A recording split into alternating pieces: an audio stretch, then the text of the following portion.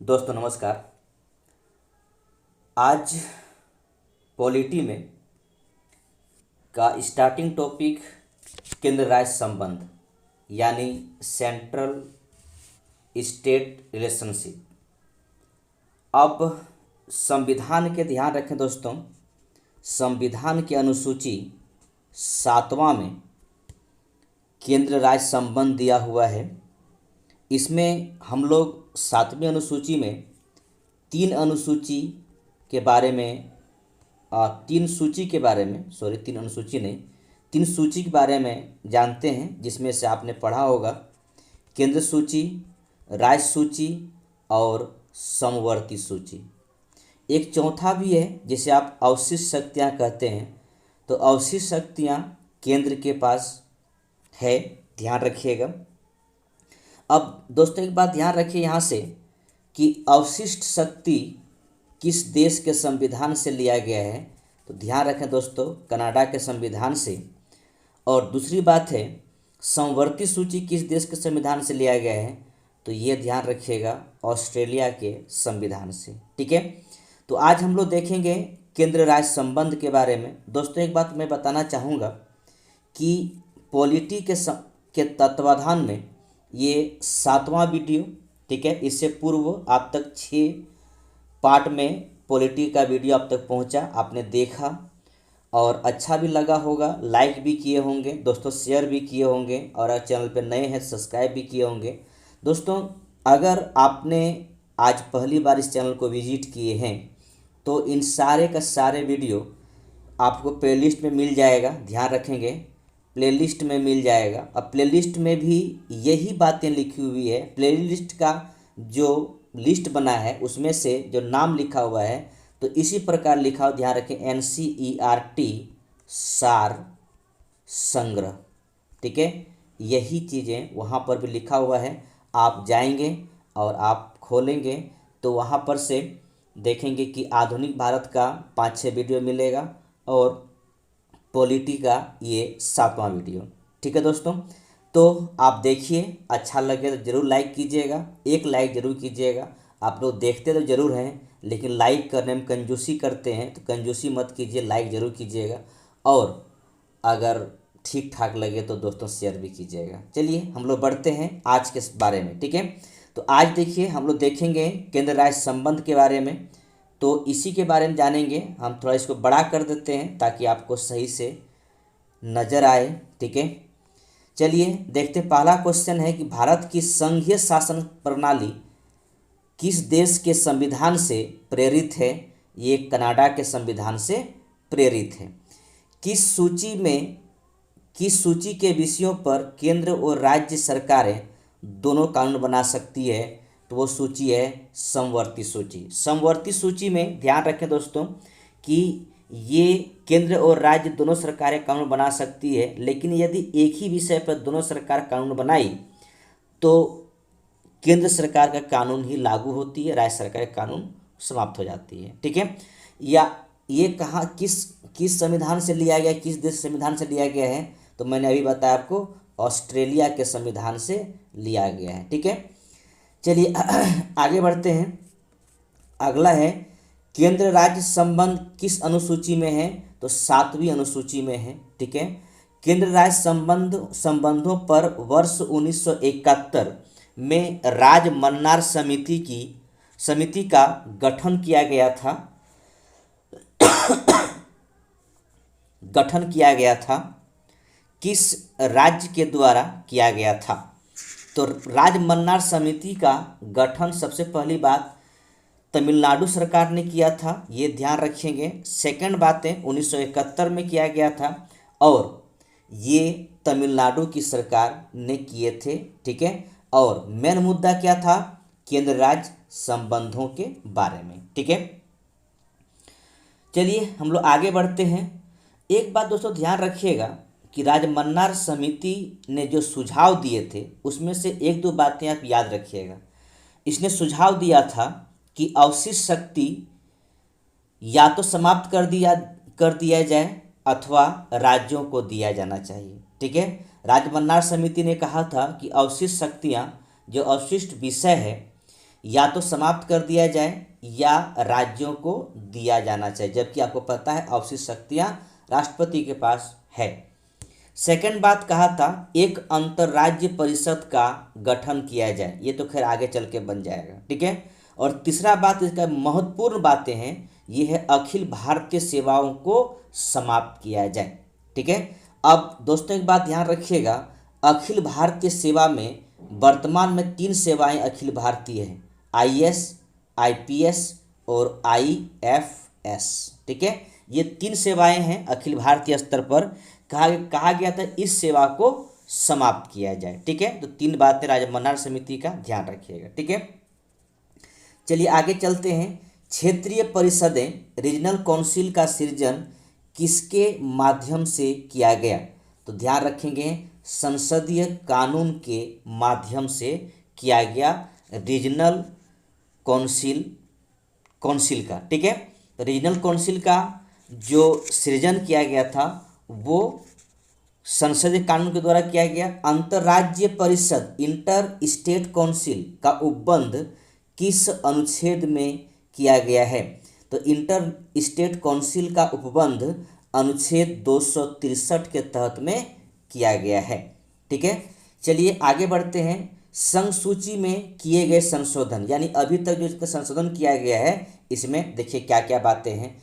6वें संविधान संशोधन 1956 द्वारा प्रविष्ट संख्या 92 क जोड़ी गई, जिसका विषय है समाचार पत्रों से भिन्न वस्तुओं के अंतर्राज्यीय क्रय या विक्रय पर कर।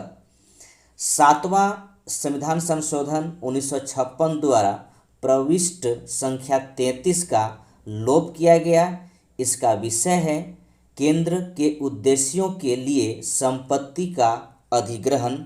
इसे संघ सूची से हटाकर समवर्ती सूची में शामिल किया गया। 42वां संविधान संशोधन 1976, जिसे हम मिनी संविधान संशोधन भी कहते हैं, द्वारा प्रविष्ट 2 का क जोड़ी गई, जिसका संबंध किसी राज्य में केंद्र के सशस्त्र बलों की नियुक्ति से है। 46वां संविधान संशोधन 1982 द्वारा प्रविष्ट संख्या 92 का क जोड़ी गई, इसका संबंध अंतरराज्य व्यापार या वाणिज्य के दौरान होने वाले माल के परिवहन पर कर से है। 88वां संविधान संशोधन 2003 द्वारा प्रविष्ट संख्या 92 ग जोड़ी गई, इसका संबंध सेवा कर सर्विस टैक्स से था। नेक्स्ट क्वेश्चन है रेडियो एवं दूरसंचार के विज्ञापनों पर कर कौन लगाता है? ठीक है, तो रेडियो हो या दूरसंचार दूरदर्शन के विज्ञापनों पर जो टैक्स लगाया जाता है वो राज्य सरकार टैक्स लगाती है। ठीक है, भारतीय संविधान के अनुच्छेद 249 आपको मैं इसके बारे में बता चुका हूँ। ठीक है, कि 249 में क्या प्रावधान है।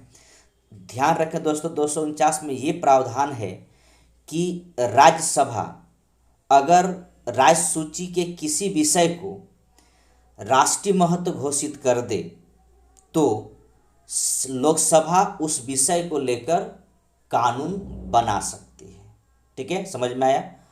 राज्यसभा राज्य सूची के किसी विषय को राष्ट्रीय महत्व घोषित कर दे अपने कुल बहुमत का 2/3 बहुमत से, तो संसद या लोकसभा उस विषय पर कानून बना सकती है और वो भी कानून पूरे भारत में लागू होगी। तो यही चीज़ें 249 में दे रखा हुआ है।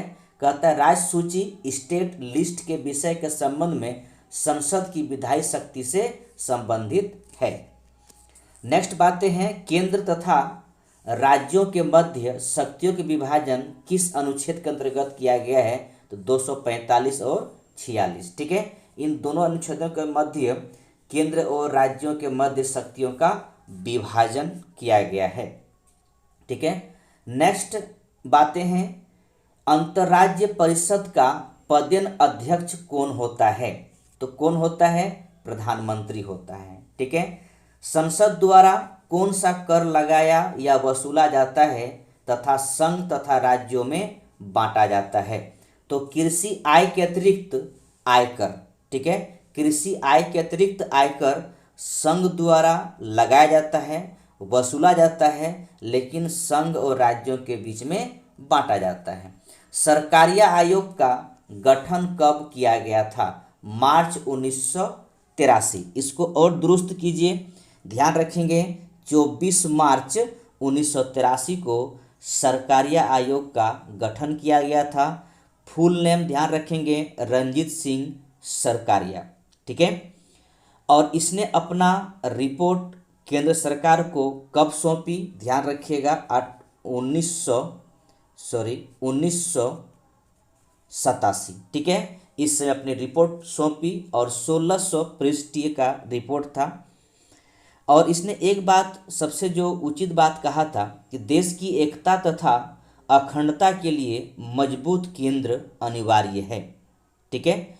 और बाद में इसने कहा कि राज्य केंद्र राज्य संबंधों को सुधारने के लिए अनुच्छेद 263 के अनुसार अंतर्राज्य परिषद इंटर स्टेट काउंसिल का अस्थायी रूप से गठन किया जाना चाहिए, जिसमें राज्यों के मुख्यमंत्री भी हो, ठीक है।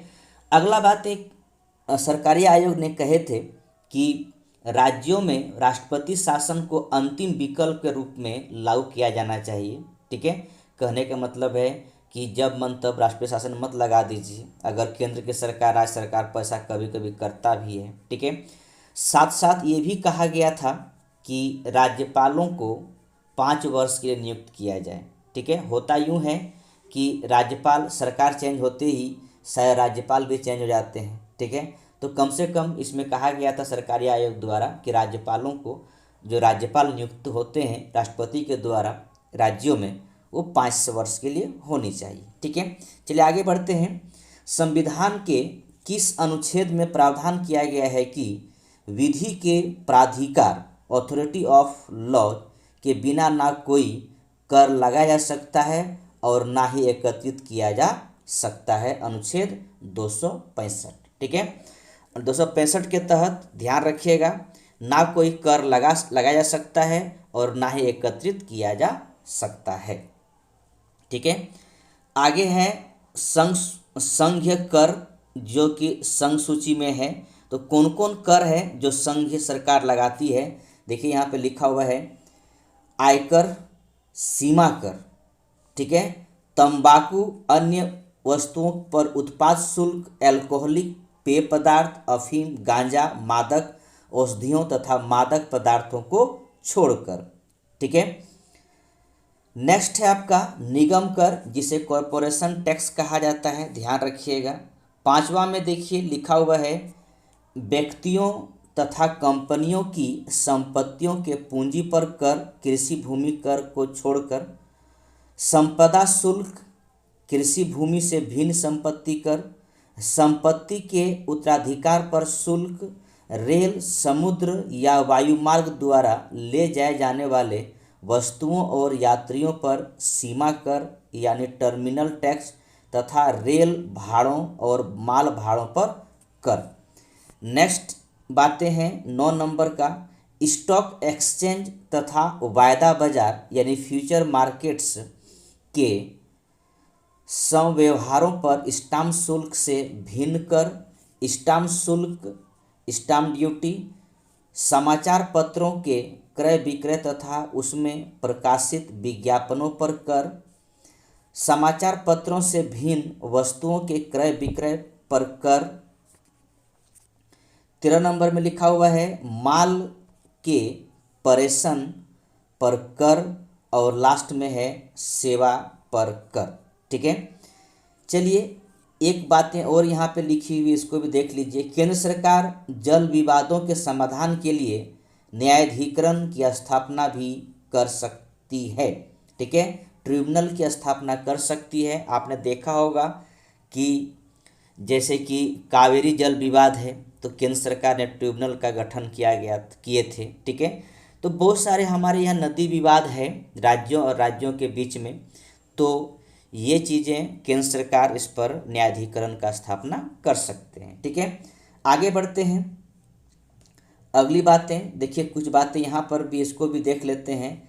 अब यहाँ पर ये है कि राज्य सरकार जो कर लगाती है, कौन कौन कर है, भूराजस्व या लगान, कृषि आयकर, कृषि पर आयकर, कृषि भूमि के उत्तराधिकारी पर कर, कृषि भूमि पर संपदा शुल्क, भूमि और भवनों पर कर, खनिज अधिकारों पर कर, इसके बाद शराब, अफीम, गांजा तथा अन्य मादक पदार्थों और औषधियों पर उत्पाद शुल्क यानी एक्साइज ड्यूटी, स्थानीय उपयोग तथा विक्रय के लिए वस्तुओं के प्रवेश पर कर, एंट्री टैक्स, विद्युत के उपभोग एवं बिक्री पर कर, समाचार पत्रों से भिन्न वस्तुओं के क्रय विक्रय पर कर, रेडियो एवं दूरदर्शन के विज्ञापनों पर कर, सड़क तथा अंतर्देशीय जलमार्ग द्वारा ले जाए जाने वाले वस्तुओं या यात्रियों पर कर, सड़कों पर प्रयुक्त वाहनों पर कर, जीव जंतुओं और नौकाओं पर कर,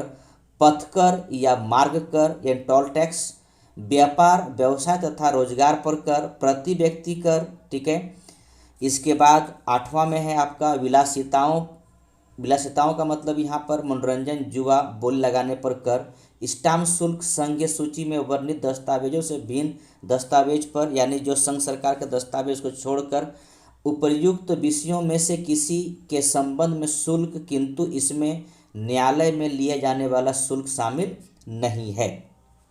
ठीक है, ये सब कर राज्य सरकार लगाती है, ध्यान रखेंगे। अगली बात यहाँ पर लिखा हुआ है कि सरकारीय आयोग का गठन संघ और राज्यों के मध्य संबंधों की समीक्षा करने के लिए हुआ था। ये बातें आपको पता है। ठीक है, कि संघ और राज्यों के बीच में संबंधों का समीक्षा करने के लिए सरकारीय आयोग का गठन किया गया था। अंतर्राज्य परिषद का गठन कब हुआ था? तो 18 मई 1990 को। केंद्र राज्य संबंधों को विशेष रूप से किस संदर्भ में म्युनिसिपल संबंध कहा गया? ठीक है, संदर्भ में म्युनिसिपल संबंध कहा गया तो इसलिए कहा गया कि वित्तीय मामलों में राज्य पर केंद्र के नियंत्रण के संदर्भ में। ठीक, नेक्स्ट बातें हैं, नेक्स्ट चीज़ें हैं, देखते हैं इधर क्या है। इधर कुछ बातें और होगी, उसको भी देख लेते हैं। ठीक है, अब यहाँ पर देखिए बहुत सारे आयोग समितियों के बारे में दिया गया है कि केंद्र राज्य संबंधों पर विचार करने के लिए समय समय पर विभिन्न आयोगों एवं समितियों का गठन किया गया जो निम्नवत है। तो पहला है राजमन्नार समिति 1869 को, DPV मन्नार। ठीक है, ये सरकारिया आयोग 1983, रंजीत सिंह सरकारिया। इसके बाद प्रशासनिक सुधार आयोग 1966, मोरारजी देसाई। शीतलवाड़ समिति 1966, MC शीतलवाड़। पुंछी आयोग 2007, मदन मोहन पुंछी। ये सब के सब केंद्र और राज्य संबंध के बीचों में विचार करने के लिए समय समय पर आयोग का गठन होते रहा है। ठीक है, अनुच्छेद 312 के अंतर्गत राज्यसभा में उपस्थित और मतदान करने वाले सदस्यों के 2/3 बहुमत से पारित प्रस्ताव द्वारा संसद को किसी नई अखिल भारतीय सेवा के सृजन पर अधिकार दिया गया है। दोस्तों एक बात ध्यान रखिएगा, दो अनुच्छेद 249 और 312 एक ऐसा दो अनुच्छेद है जो कहीं न कहीं लोकसभा से ज़्यादा राज्यसभा को पावर दिया गया है। ठीक है, यह पावर मिला हुआ है। मात्र दो अनुच्छेद की बात हम कर रहे हैं, 249 और 312। 249 तो मैं पहले बता ही चुका हूँ। ठीक है, और 312 में ये बातें कहा गया कि अगर राज्यसभा अपने कुल सदस्यों का 2/3 बहुमत से पास करके ये कहे कि ये मतलब सेवा नई अखिल भारतीय सेवा सृजन किया जाए तो लोकसभा भी इस बात पर प्रस्ताव पास करेंगे। ठीक है, तो आपको पता है अभी फिलहाल 312 के तहत में जो हमारे पास 3 अखिल भारतीय सेवाएं हैं, मैंने आपको बताया भी, फिर भी सुन लीजिए, IAS, IPS और IFS। ठीक है, ये 3 सेवाएं ऐसी है जिसे हम अखिल भारतीय सेवा कहते हैं। ठीक है, भारतीय संविधान के किस भाग में केंद्र राज्य विधायी संबंधों का विवरण दिया गया है। तो विधायी संबंध ध्यान रखेंगे, भाग 11। दोस्तों एक बात का ध्यान रखिएगा, आगे भी आपको मिलेगा, तुरंत मिलेगा, ठीक है, कि केंद्र राज्य संबंध के बीच में, केंद्र राज्य संबंधों में इस संबंध को 3 भागों में बांट सकते हैं या बांटते भी हैं, ठीक है। विधायी संबंध, प्रशासनिक संबंध और वित्तीय संबंध, ठीक है। तो यहाँ पर विधायी संबंध की बात कर रहा है, तो विधायी संबंध भाग 11 में, ठीक है। नेक्स्ट क्वेश्चन है कि जल संबंधी विवादों का न्याय निर्णयन किस अनुच्छेद के अंतर्गत आता है? अनुच्छेद 262 के अंतर्गत। प्रधानमंत्री की अनुपस्थिति में अंतर्राज्य परिषद की अध्यक्षता उसके द्वारा नियुक्त कैबिनेट स्तर की मंत्री द्वारा की जाती है। तो ध्यान इस बात का रखेंगे कि अंतर्राज्य परिषद की अध्यक्षता कौन करते हैं? प्रधानमंत्री करते हैं, ठीक है। और प्रधानमंत्री अगर नहीं रहें, कहीं पर कोई मीटिंग में या कहीं किसी देश भ्रमण में हैं, तो उनके द्वारा नियुक्त कोई कैबिनेट स्तर की मंत्री उसका अध्यक्षता करेंगे।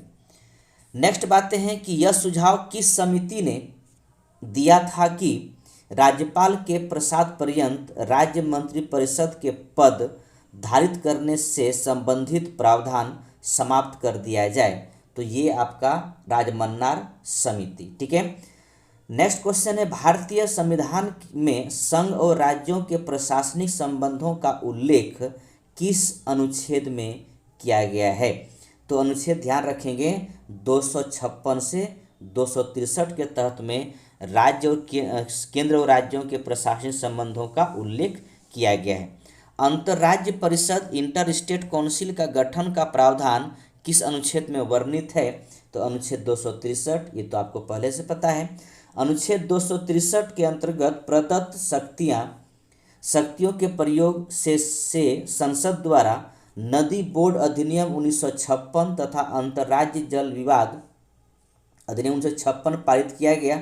जल विवाद अधिनियम 1956 के अंतर्गत केंद्र सरकार ऐसे विवादों के समाधान के लिए न्यायाधिकरण ट्रिब्यूनल की स्थापना भी कर सकती है, ठीक है। चलिए आगे बढ़ते हैं। इसके बाद क्वेश्चन है केंद्र सरकार द्वारा राज्यों को संचार साधनों के निर्माण एवं रखरखाव संबंधी निर्देश किस अनुच्छेद के अंतर्गत दिए गए हैं? 257 के तहत, ठीक है। एक क्वेश्चन है, इसको ध्यान दीजिएगा। क्वेश्चन इस प्रकार का है कि तत्कालीन प्रधानमंत्री श्री विश्वनाथ प्रताप सिंह के अध्यक्षता में अंतर्राज्य परिषद की प्रथम बैठक 10 अक्टूबर 1990 को हुई थी। तो ध्यान रखेंगे अंतर्राज्य परिषद की प्रथम बैठक 10 अक्टूबर 1990 को हुई थी और उस समय प्रधानमंत्री श्री विश्वनाथ प्रताप सिंह थे, ठीक है। नेक्स्ट क्वेश्चन है, अच्छा यहाँ पर देखिए, यहाँ पर ही आपको मैं बताया कि केंद्र राज्य संबंध में तीन संबंध है, ठीक है। केंद्र राज्य संबंध में 3 संबंध है, कौन कौन किसे किसे बांटते हैं? विधायी संबंध, प्रशासनिक संबंध और वित्तीय संबंध, ठीक है। तो पहले हम लोग विधायी संबंध को देखेंगे, फिर प्रशासनिक संबंध को देखेंगे, फिर इसके बाद वित्तीय संबंध को देखते हैं, ठीक है। बहुत सारे अनुच्छेद हैं, आपको मैं फिर बोलता हूँ कि बहुत सारे अनुच्छेद याद नहीं करना है, अधिक मत याद कीजिएगा, ठीक है। याद करके कुछ मिलने वाला है नहीं। चलिए, अनुच्छेद 245 संसद द्वारा राज्य विधायिका द्वारा बनाए गए संसद और राज्य विधायिका द्वारा बनाए गए कानूनों का विस्तार है 245 में। अनुच्छेद 246 में संसद और राज्य विधायिका द्वारा बनाए गए विशेष मामलों के कानून। नेक्स्ट है अनुच्छेद 247 में कुछ निश्चित अतिरिक्त न्यायालयों के गठन हेतु संसद की शक्ति। 249 संसद द्वारा राष्ट्रहित में राज्य सूची के किसी विषय पर विधान के निर्माण हेतु राज्यसभा द्वारा पहल। ये वेरी इंपॉर्टेंट है, इस अनुच्छेद को याद रखिएगा, ठीक है। इसको आप याद रखेंगे, बहुत ज़रूरी है, ठीक है। ये भी आई लगा देता हूँ मैं, ठीक है। जितना भी लिखे भी चलेगा। चलिए आगे है कि 250 में आपातकाल के दौरान राज्य सूची के किसी विषय पर विधि निर्माण की संसद की शक्ति। फिर बातें 251 का अनुच्छेद 249 और अनुच्छेद 250 के अधीन संसद द्वारा निर्मित विधि के असंगत होने की स्थिति में राज्य विधि पर वरीयता। 250 दो या दो से अधिक राज्यों के लिए उनकी सहमति से विधि बनाने की संसद की शक्ति और उस विधि को किसी अन्य राज्य द्वारा अंगीकार किया जाना। 253 अंतर्राष्ट्रीय करारों को प्रभावी बनाने के लिए विधान निर्मित करने की संसद की शक्ति। अनुच्छेद 254 संसद द्वारा बनाई गई विधियों और राज्य विधानमंडल द्वारा बनाई गई विधियों में असंगति की स्थिति में संसद द्वारा बनाई गई विधि प्रभावी। 255 में यह कहता है सिफारिशों और पूर्व मंजूरी के बारे में अपेक्षाओं को केवल प्रक्रिया के विषय मानने और इस आधार पर उसे खारिज न करना। ठीक है, चलिए हम लोग देखते हैं आगे प्रशासनिक संबंध। इसमें देखिए कुछ बातें यहाँ पर लिखा हुआ है कि अनुच्छेद 256 संसद द्वारा निर्मित विधि के अनुपालन को सुनिश्चित करने के लिए संघ द्वारा राज्यों को निर्देश दिया जाना राज्य और संघ की बाध्यता। 257 में कहता है संघ की कार्यपालिका शक्ति के प्रयोग के साथ साथ राष्ट्रीय सामरिक महत्व के संचार साधनों के निर्माण और संरक्षण के संदर्भ में संघ का कार्य पर नियंत्रण। नेक्स्ट बातें कहता है 258 में कि कुछ मामलों में संघ द्वारा राज्यों को शक्ति प्रदान करने का संघ का अधिकार। 258 का क राज्य द्वारा केंद्र को कार्य सौंपने का शक्ति। इसके बाद 260 में भारत से बाहर के क्षेत्रों के संबंध में संघ के अधिकार। 261 में कहता है सार्वजनिक कार्य अभिलेख और न्यायिक कार्यवाही। 262 अंतर्राज्य नदी जल विवादों के हल के लिए न्यायाधिकरण का गठन। 263 कहता है अंतर्राज्यीय परिषद का गठन। ठीक है, अगला है आपका वित्तीय संबंध। वित्त संबंध में देखिए 265 कहता है विधि के प्राधिकार के बिना करों के आरोपण नहीं। 266 भारत और राज्यों की संचित निधियों और लोक लेखा। 267 आकस्मिक निधि, ये दोनों ध्यान रखिएगा, इम्पोर्टेंट आपके लिए है। ठीक है, इसके बाद 268 केंद्र द्वारा लगाए गए परंतु राज्यों द्वारा एकत्रित एवं विनियोजित कर। 270 संघ द्वारा लगाए गए और संग्रहित किंतु संघ राज्य के बीच वितरित किए जाने वाले कर। इसके बाद 271 में कुछ निश्चित चुंगी व कर पर केंद्र द्वारा लगाए गए अतिरिक्त प्रभार। 274 राज्यों के हितों से संबंधित कराधान वाले विधेयकों के संदर्भ में राष्ट्रपति की पूर्वानुमति आवश्यक। 275 में कहता है कुछ राज्यों को संघ से अनुदान। 276 में कहता है व्यवसाय व्यापार और रोजगार पर कर। 280 में कहता है राष्ट्रपति द्वारा प्रत्येक 5वें वर्ष की समाप्ति पर वित्त आयोग का गठन।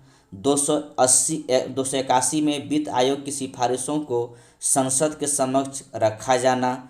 283 कहता है संचित निधि, आकस्मिक निधि और लोक लेखा में जमा धनराशियों की अभिरक्षा। 285 कहता है संघ की संपत्ति को राज्य के कराधान से छूट। 286 वस्तुओं की बिक्री पर कर के अधिरोपण के विषय में निर्बंधन। 287 कहता है विद्युत पर करों से छूट। 288 कहता है पानी और बिजली के संबंध में राज्यों द्वारा कराधान से कुछ दशाओं में छूट। 289 यानी 89 राज्यों की संपत्ति और आय को संघ के कराधान से छूट। ठीक है, अब यहाँ पे वही समितियाँ जो ऊपर में आपने पढ़ा। ठीक है, कहता है केंद्र राज्य संबंधों के सुधार हेतु प्रशासनिक सुधार आयोग 1966, राजमन्नार समिति 1969, इसके बाद आनंद शाही प्रस्ताव 1973, सरकारिया आयोग 1983, पुंछी आयोग 2007 का गठन किया गया था। ठीक है, आगे हम लोग देखते हैं आपात उपबंध, ठीक है, यानी आपातकालीन उपबंध, इमरजेंसी प्रोविजन, ठीक है। अब हम लोग चलते हैं आपातकालीन उपबंध में। दोस्तों एक बात ध्यान रखिएगा, हमारे पास 3 तरीके का आपातकालीन है, ठीक है, ये आपातकाल कह सकते हैं इसको। आपातकाल के प्रकार अगर देखा जाए तो 3 प्रकार हैं, ठीक है। कौन कौन है दोस्तों, ध्यान रखिएगा। यहाँ पर हमारे पास आपातकाल 3 प्रकार से हैं, ये आपको पहले से मालूम होगा, पढ़े होंगे जरूर, ठीक है। एक है राष्ट्रीय आपातकाल, जिसे नेशनल इमरजेंसी के नाम से जानते हैं, आर्टिकल 352 के तहत। एक है राष्ट्रपति शासन, ठीक है, राष्ट्रपति शासन, इसका एक नाम और है, ध्यान रखिएगा, संवैधानिक कह सकते हैं विफलता, ठीक है, खासकर राज्यों में 356, जिसे राज्य आपात भी कहते हैं। और एक है वित्तीय आपात 360, आर्टिकल 360, जिसमें से अगर कभी सरकार के पास वित्तीय आपूर्ति कमी हो जाए तो वित्तीय आपातकाल लग जाता है, लेकिन अभी तक हमारे देश में वित्तीय आपातकाल नहीं लगा है, ठीक है, ध्यान रखेंगे, नहीं लगा है। अच्छी बातें हैं कि ये वित्तीय आपातकाल हमारे देश में नहीं लगा, नहीं तो फिर दिक्कत हो जाएगी, ये भी बात ध्यान रखिएगा, ठीक है। तो हमारे पास 3 तरीके का आपातकाल है, इस बात का ध्यान रखिएगा, ठीक है। दोस्तों एक बात और ध्यान रखिएगा कि आपात उपबंध जो है या इमरजेंसी प्रोविजंस है, तो याद रखेंगे ये भाग कितना, भाग 18, ठीक है, भाग 18। और ध्यान रखें दोस्तों इस बात को लेकर, अनुच्छेद पूछे आपसे तो 352 से 360, ठीक है, ये है। और पूछा जाए कि किस देश के संविधान से ग्रहण किए हैं, ध्यान रखेंगे जर्मन, ठीक है, जर्मनी वाइमर, ठीक है, जर्मनी वाइमर के संविधान से, ठीक है, जर्मनी वाइमर के संविधान से, या जर्मन वाइमर भी लिखा रहता है बहुत जगह में, तो जर्मनी वाइमर के संविधान से हम तीनों आपातकाल को ग्रहण किए हैं, ठीक है। तो चलिए हम लोग इसी के बारे में जानेंगे, ठीक है। लेकिन दोस्तों ध्यान रखिएगा कि राष्ट्रीय आपातकाल तब लगता है जब युद्ध या बाह्य आक्रमण या सशस्त्र विद्रोह से उत्पन्न आपात, ठीक है, जिसे हम राष्ट्रीय आपात कहते हैं अनुच्छेद 352 के तहत। राज्यों में संवैधानिक तंत्र की विफलता होने से उत्पन्न आपात को हम राष्ट्रपति शासन कहते हैं, जिसे अनुच्छेद 356 के तहत कार्य किया जाता है। और वित्तीय आपात जो कि अनुच्छेद 360, ठीक है।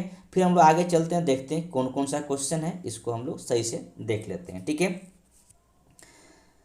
अब देखिए यहाँ पर आपातकाल में पहला क्वेश्चन है कि आपातकाल में किसी राज्य विधानसभा की अवधि बढ़ाई जा सकती है, किसके द्वारा, संसद के द्वारा, ठीक है, संसद के द्वारा बढ़ाई जा सकती है। किसने कहा था राष्ट्रपति का आपातकालीन अधिकार संविधान के साथ धोखा है, ठीक है, किसने कहा था, हृदयनाथ कुंजरू ने, ठीक है। नेक्स्ट क्वेश्चन है कि राज्य में राष्ट्रपति शासन प्रेसिडेंट रूल किसकी सलाह पर लागू किया जाता है। तो ध्यान रखेंगे राज्यपाल अपनी सलाह राष्ट्रपति को देते हैं और राष्ट्रपति द्वारा राज्यों में राष्ट्रपति शासन लगाया जाता है। राष्ट्रपति शासन अधिकतम कितनी अवधि तक लगाया जा सकता है, ध्यान रखें दोस्तों 3 वर्षों तक लगाया जा सकता है। लेकिन अगर नेशनल इमरजेंसी हो, राष्ट्रीय आपातकाल हो, तो उनके लिए कोई समय का निर्धारण नहीं है, ठीक है। तो चलिए आगे बढ़ते हैं, हम लोग आगे देखते हैं, कुछ क्वेश्चन और हैं। क्वेश्चन है कि अब तक की गई आपात घोषणाएं, ठीक है। तो देखिए कहता है कि अभी तक अनुच्छेद 352 का प्रयोग 3 बार किया गया है। इन 3 उद्घोषणाओं के संबंधित प्रमुख तथ्य इस प्रकार है, यानी कब कब किया गया, ठीक है। तो पहली बार जो राष्ट्रीय आपातकाल इमरजेंसी लगा था, नेशनल इमरजेंसी लगा था आर्टिकल 352 के तहत, तो पहली बार 26 अक्टूबर 1962 को आपातकालीन घोषणा की गई। इसका कारण था सितंबर 1962 में चीन ने नेफा, नॉर्थ ईस्ट फ्रंटियर एजेंसी नेफा क्षेत्र पर आक्रमण कर दिया था। इस क्षेत्र को अब अरुणाचल प्रदेश कहते हैं या कहा जाता है। ठीक है। दूसरी आपातकाल कब लगा था? तो दूसरी आपातकाल की उद्घोषणा कब हुई थी? दिसंबर 1971 में पाकिस्तान द्वारा भारत के विरुद्ध अघोषित युद्ध छिड़ने के कारण की गई। यह उद्घोषणा मार्च 1977 तक लागू रही। और तीसरी आपातकाल आंतरिक अशांति के आधार पर 25 जून 1975 को की गई। यह उद्घोषणा 21 मार्च 1977 तक को वापस ली गई। अब दोस्तों ध्यान रखिएगा कि आंतरिक अशांति वाला जो एक प्रावधान था राष्ट्रीय आपातकाल में, इसे 44वां संविधान संशोधन 1978 के द्वारा हटा दिया गया है।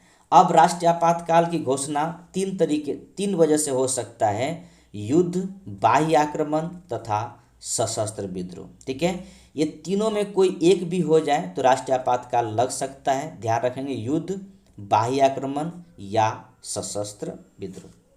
ठीक है, चलिए हम लोग आगे बढ़ते हैं और आगे भी कुछ क्वेश्चन हैं उसको देखते हैं। तो देखिए यहाँ पर कुछ क्वेश्चन हैं, इसको भी देख लेते हैं।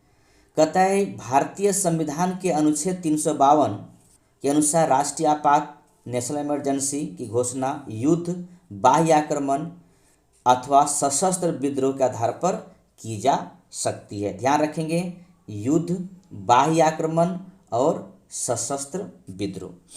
ठीक है, भारतीय संविधान के किस अनुच्छेद के अंतर्गत भारत सरकार का दायित्व है कि बाह्य आक्रमण एवं आंतरिक अशांति से राज्यों को रक्षा करें? अनुच्छेद 355 के तहत। ठीक है, राज्यों की रक्षा करने की जिम्मेदार भारत सरकार को है। ठीक है, आर्टिकल 355 के तहत भारतीय संविधान के किस अनुच्छेद के अंतर्गत किसी राज्य में राष्ट्रपति शासन लागू किया जा सकता है?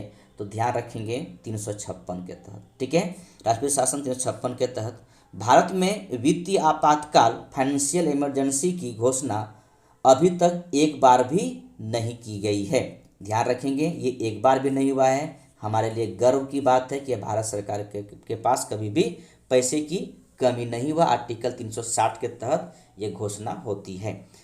राष्ट्रपति मूल अधिकारों अनुच्छेद 20 और 21 के अंतर्गत के अतिरिक्त के कार्यान्वयन को किस अनुच्छेद के अंतर्गत स्थगित कर सकता है? तो अनुच्छेद 359। दो अनुच्छेद को छोड़कर बाकी को स्थगित कर सकता है मूल अधिकार में, वो है 359 के तहत स्थगित कर सकते हैं। वो कब? तो राष्ट्रीय आपातकाल के समय। संसद द्वारा आपातकाल की घोषणा का अनुमोदन कितने अवधि के अंतराल में होना आवश्यक है? तो अगर ध्यान रखें दोस्तों कि संसद द्वारा आपातकाल घोषणा के अनुमोदन कितने अवधि तक के अंदर होना चाहिए।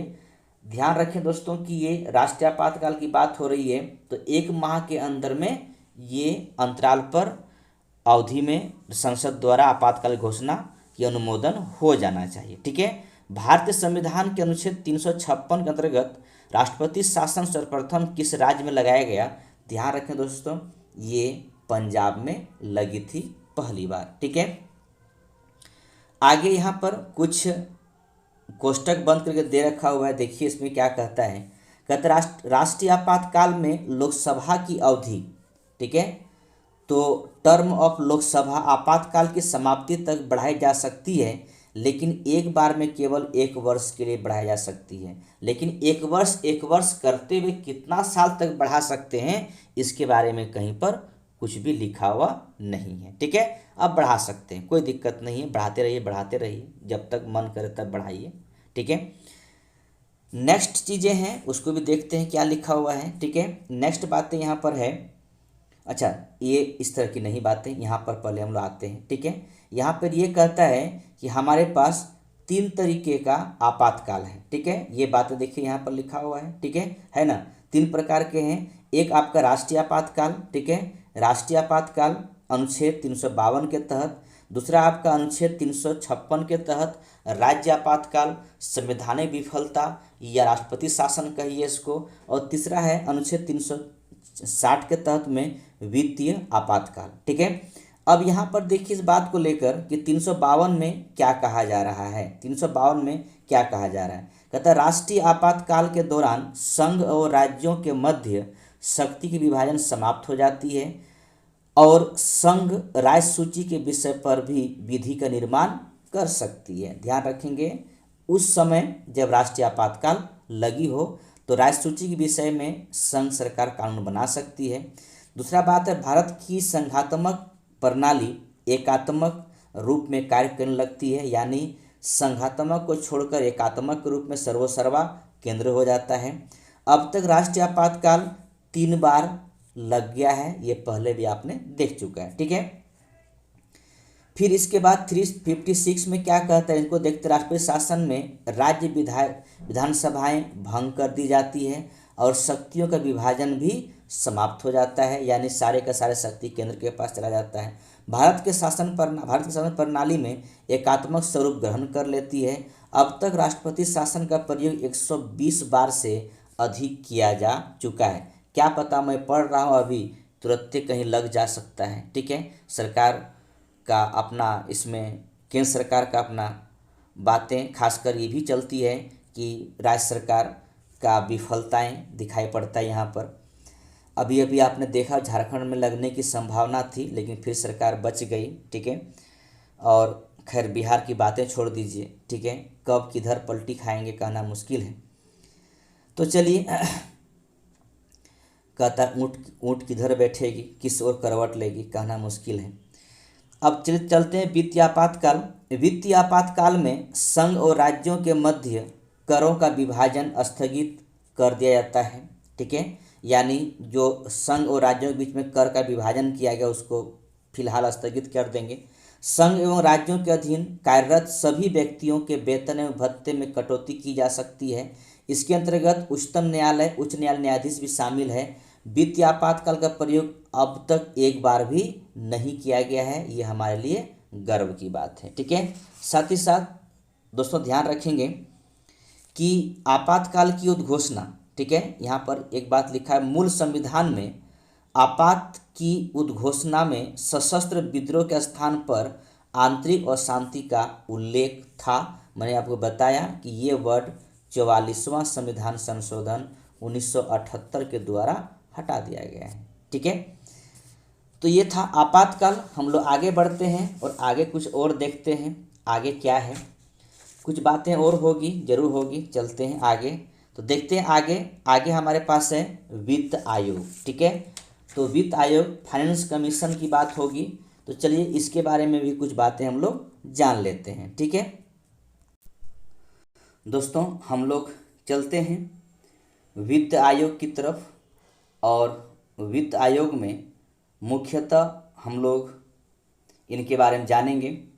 दोस्तों एक बात ध्यान रखिएगा, वित्त आयोग एक संवैधानिक निकाय है। ध्यान रखेंगे, वित्त आयोग एक संवैधानिक निकाय है, ठीक है, संवैधानिक निकाय है। इसके बारे में आर्टिकल 280 में सारी बातें दिया रखा है और राष्ट्रपति वित्त आयोग का गठन 5 वर्ष के लिए करते हैं, ठीक है, 5 वर्ष के लिए करते हैं।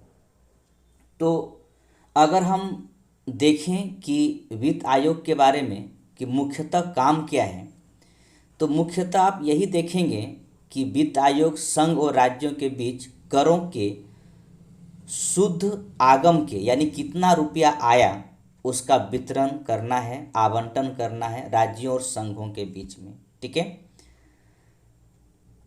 ये मेनली इसका यही काम है, ठीक है, और 5 वर्षों के लिए गठित की जाती है वित्त आयोग को, ठीक है।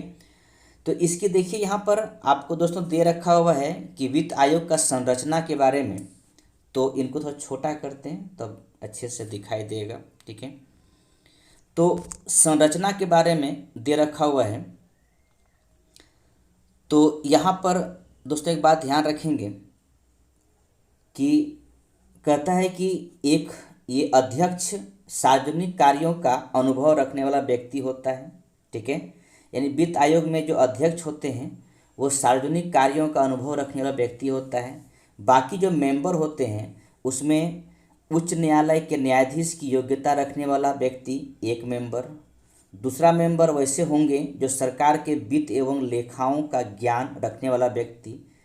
तीसरा मेंबर वैसा होगा जो वित्त एवं प्रशासनिक मामलों का अनुभव रखने वाला व्यक्ति। और चौथा व्यक्ति वैसा होगा जो आर्थिक मामलों के विशेषज्ञ व्यक्ति। ठीक है, ये सारे अपने अपने क्षेत्र में विशेषज्ञ होते हैं। ठीक है, हम लोग वित्त आयोग को भी देखेंगे शुरू से लेकर अंत तक, कितने आयोग गठन किया जा चुका है और वर्तमान में भी कौन है। ठीक है, ये सारी बातें देखेंगे, लेकिन पहले कुछ सवाल है उनको जान लेते हैं, फिर इसके बाद आगे चलते हैं। देखिए, कहता है कि वित्त आयोग द्वारा की गई सिफारिशों को संसद सदन के समक्ष कौन रखवाता है, तो राष्ट्रपति रखवाते हैं। ठीक है, भारत के वित्त आयोग का गठन किस अनुच्छेद के अंतर्गत किया गया, 280 के तहत में। ठीक है, वित्त आयोग का कार्यकाल टेन्योर कितना होता है, 5 वर्ष का। ठीक है, वित्त आयोग में अध्यक्ष के अतिरिक्त कुल कितने सदस्य होते हैं, तो अभी भी देखा 4 अन्य सदस्य। ठीक है, इसके बाद देखिए वित्त आयोग, इसमें आपको याद ये रखना है, ध्यान रखें दोस्तों कि पहला कौन था, केसी नियोगी। ठीक है, बाकी आप याद रखना तो रख सकते हैं, नहीं रखना है तो आप वर्तमान देखेंगे कि वर्तमान में वित्त आयोग गठन जो 16वां हो चुका है, जो 23 में हुआ है, अरविंद पनागड़िया के नेतृत्व में वित्त आयोग गठन हुआ है। और ये कब से काम करना शुरू करेगा, 1/4/2026 से 5 वर्षों तक करेंगे। और अभी जो चल रहा है वित्त आयोग, वो 15वां वित्त आयोग है, जिसका अध्यक्ष NK सिंह है, और ये 2026 तक चलेगी। ठीक है, और 26 से शुरू होगा ये जो अभी अभी गठन हुआ है, अरविंद पनागड़िया। ठीक है, चलिए आगे बढ़ते हैं, आगे कुछ बातें और है उसको देख लेते हैं। ठीक है, कहता भारत में केंद्र राज्य के मध्य वित्त संबंध किसकी संस्तुति से निर्धारित होती है, तो ये वित्त आयोग, काम ही इनका यही है। ठीक है, वित्त आयोग का मुख्य कार्य केंद्रीय करों में राज्यों का भाग तथा केंद्र द्वारा राज्यों के लिए दी जाने वाली वित्तीय सहायता का निर्धारण करना। ठीक है, केंद्र एवं राज्यों के मध्य वित्तीय विवादों के समाधान किस संस्था द्वारा होती है, तो वित्त आयोग द्वारा होती है। केंद्र में समेकित निधि से राज्यों को राजस्व की सहायता हेतु अनुदान देने वाले सिद्धांतों की अनुशंसा कौन सा प्राधिकरण करता है, तो वित्त आयोग करता है। ठीक है, सामान्य रूप से भारत में प्रति 5 वर्ष बाद वित्त आयोग की नियुक्ति केंद्रीय अनुदान और संघ के राजस्व में राज्यों का अंश निर्धारण करने के लिए किया जाता है। ध्यान रखें, प्रत्येक 5 साल में भारत के संचित निधि में से राज्यों के राजस्व में सहायता अनुदान को कौन विनियमित करता है, तो वित्त आयोग करता है। 15वें वित्त आयोग के सिफारिशों के अनुसार केंद्रीय करों के विभाज्य पूल में राज्यों का हिस्सा कितना कर दिया गया है, ये 15वां वाली बात कर रहा है, 41%। वर्ष 2021-26 के लिए केंद्रीय करों के विभाज्य पूल में राज्यों की हिस्सेदारी हेतु निर्धारित मानदंडों में कौन से दो नए मानदंड शामिल किया गया, जनसांख्यिकीय प्रदर्शन डेमोग्राफिक परफॉर्मेंस एवं कराधान प्रयास टैक्स एफर्ट। ऋत्विक रंजनम पांडे को 16वें वित्त आयोग का सचिव नियुक्त किया गया है। ठीक है, 16वें वित्त आयोग के सचिव नियुक्त किया गया है ऋत्विक रंजनम पांडे, जबकि 16वें वित्त आयोग का अध्यक्ष अरविंद पनागड़िया।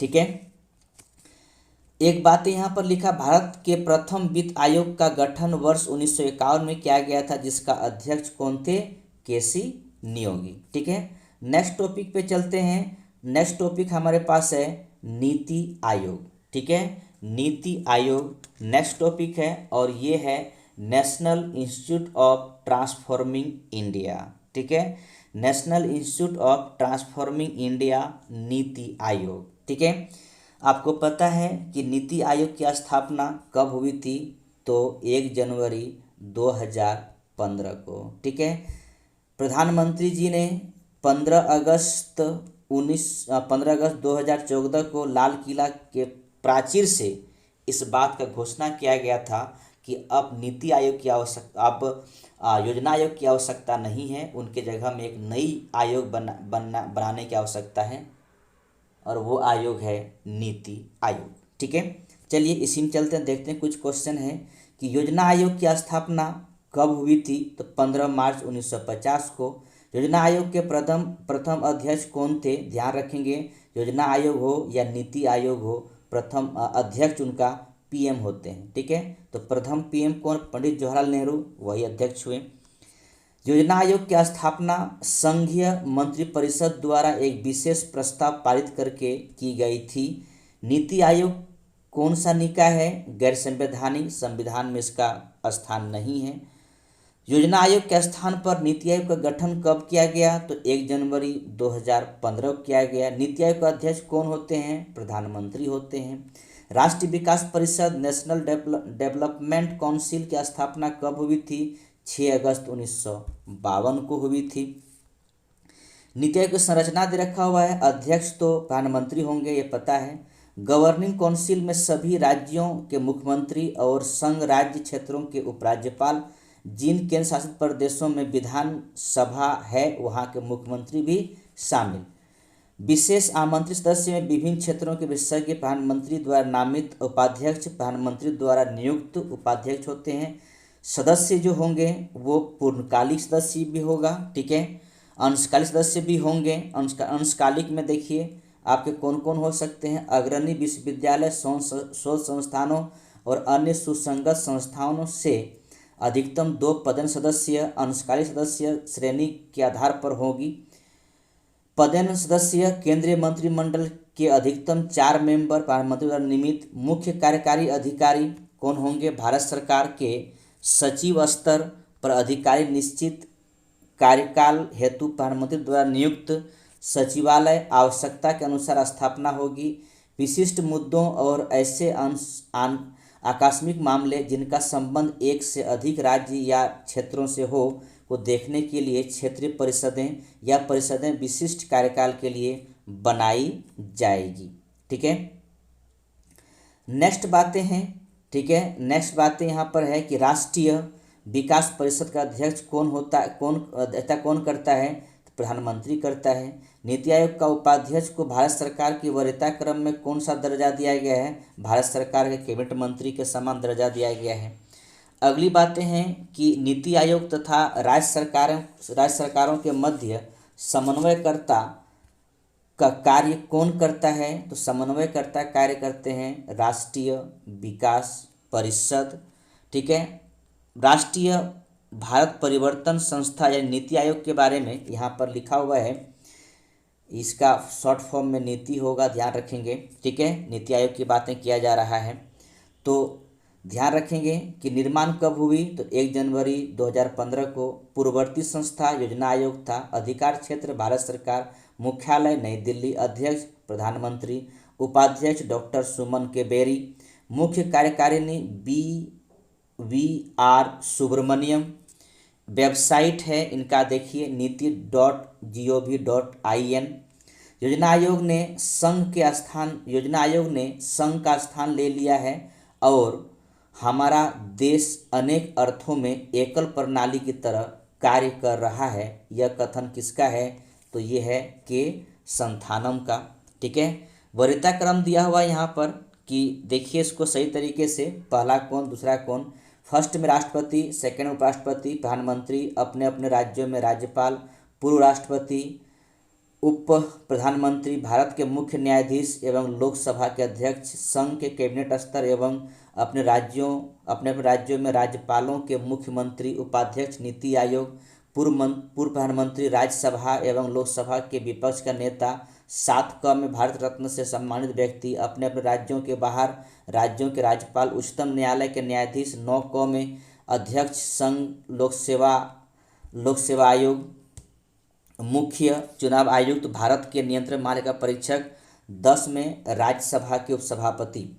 नया भारत @ के लिए कार्यनीति किसके द्वारा जारी किया गया, यानी कहने का मतलब यहाँ पर यह है कि नया भारत जो 75 के कार्यनीति किसके द्वारा जारी किया गया, तो वो नीति आयोग के द्वारा जारी किया गया। ठीक है, नीति आयोग का उद्देश्य आर्थिक नियोजन और नीति निर्माण से राष्ट्र सुरक्षा को सुनिश्चित करना। ठीक है, हम लोग आज यहीं रुकते हैं, कल हम लोग चलेंगे निर्वाचन आयोग पर।